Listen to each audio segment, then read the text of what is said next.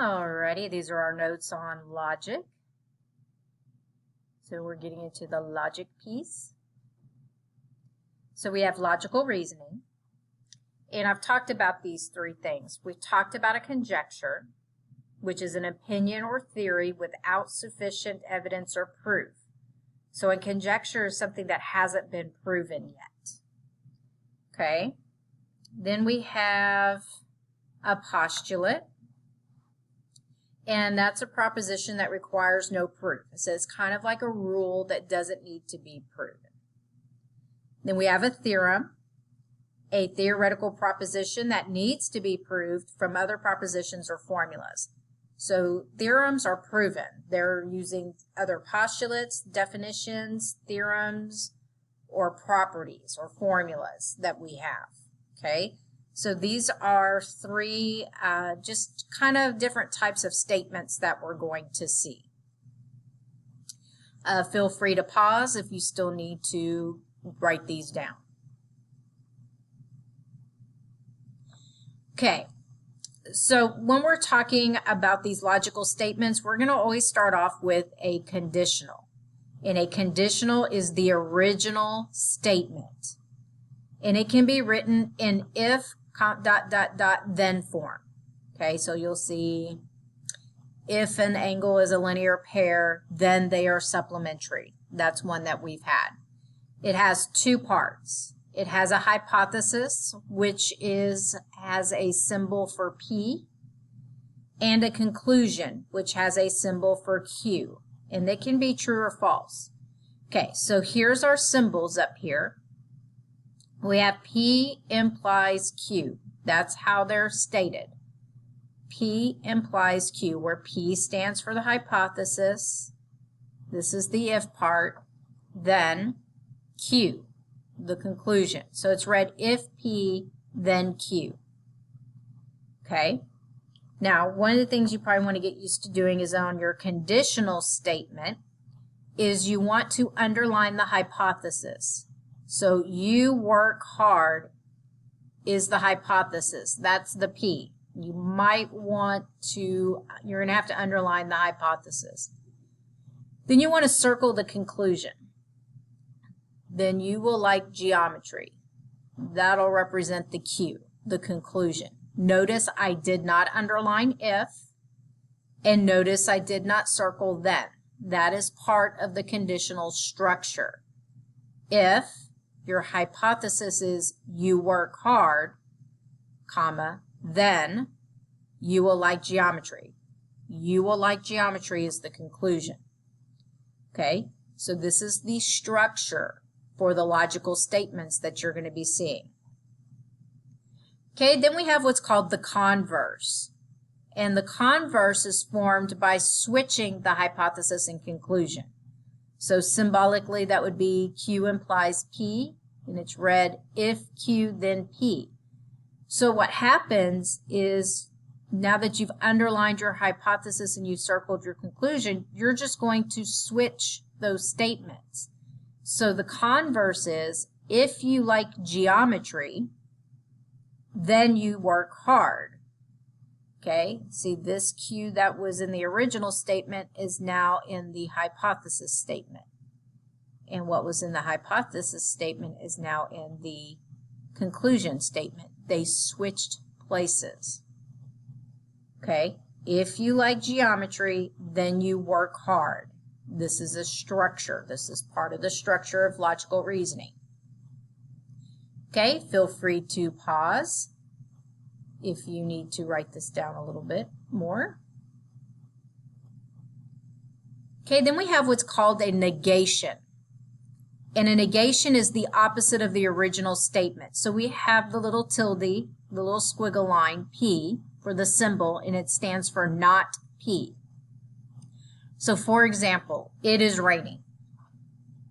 If I want the negation of that, then I add the word not. It is not raining. And that can go back and forth. If I have it is not raining and I wanted the negation of this statement, then I would take the not out. It would be like a double not or a double negative. Double negative would come back to a positive. Okay, because we're going to use those in the inverse and the contrapositive, which will be next. So we have not P, if not P, then not Q. So the inverse is formed by negating both the hypothesis and conclusion. Okay, so we're going to negate both of them. So if you don't work hard, then you won't like geometry. So here's the negation piece. If you don't work hard, there's the do not, then you won't like geometry. And the won't is for will not like geometry. Again, feel free to pause if you need more time to write this down. Contrapositive. That's formed by switching and negating the hypothesis and conclusion. The symbol for that is if not Q, then not P. So if you don't like geometry, then you won't work hard. Okay, so there's the negation piece of it, and then we switch the hypothesis and conclusion. If you don't like geometry, then you won't work hard. Then we have a biconditional statement, and we talked about biconditional statements with our parallel lines and transversals, and notice that our arrow goes back and forth because it's back and forth. P, if and only if Q. So there's that if and only if part that happens with a biconditional statement, and this is formed when the conditional and converse are both true. So it's forwards and backwards. So for example, here's my conditional statement. If B is between A and C, then AB plus BC equals AC. This is the segment addition postulate. Well, if I have the converse, which switches them, if AB plus BC is equal to AC, then B is between A and C. That's also true.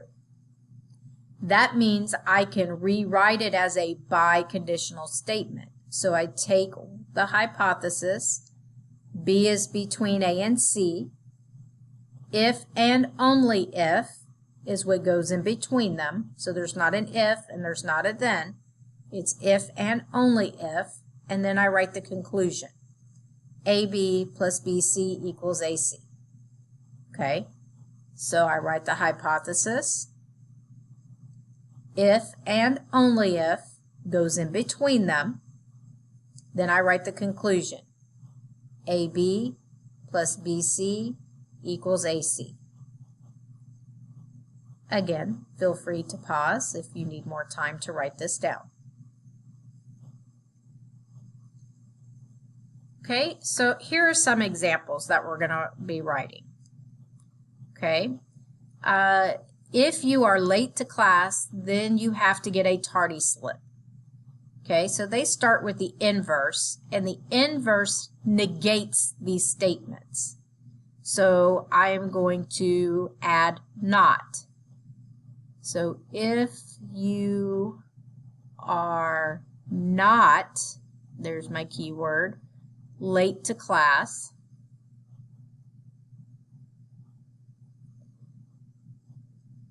then you don't, there's the other not,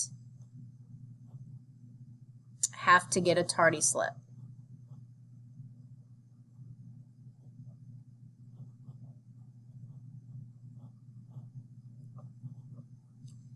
Now the converse, that switches. So here's my hypothesis, here's my conclusion, you can underline them, and they're just going to switch.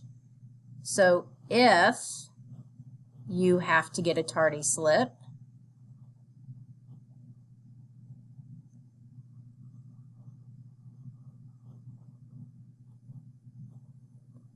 then you are late to class. They just switch places.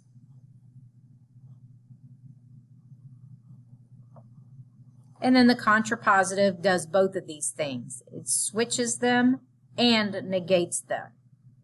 So these are getting switched and negated. So if you don't have to get a tardy slip,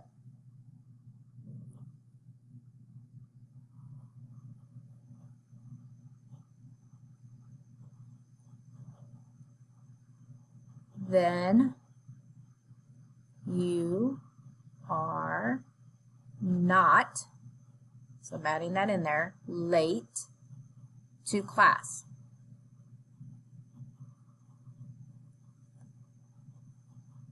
Okay, so that's practicing the logical statements. Okay, so here's our conditional. If you like it, then you should have put a ring on it. Sounds like a Beyonce song. So the inverse is to negate it. So if you don't like it,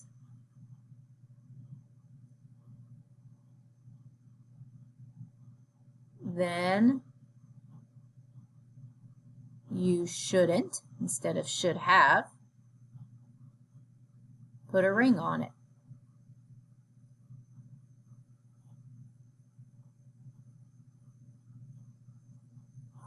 The converse, if I underline my hypothesis and circle my conclusion, the converse switches those two around. So they just switch places. So if you should have, put a ring on it.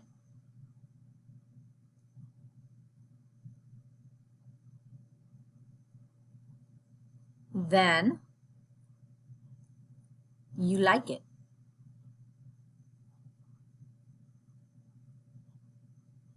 Okay. And then the contrapositive does both at the same time. It switches them and negates them. So they switch and negate. If you shouldn't put a ring on it,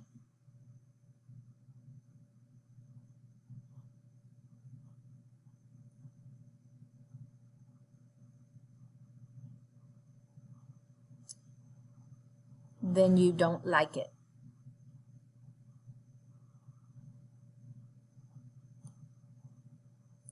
Okay, one thing I want you to notice, in any of these statements that I've written, I didn't change much of the words.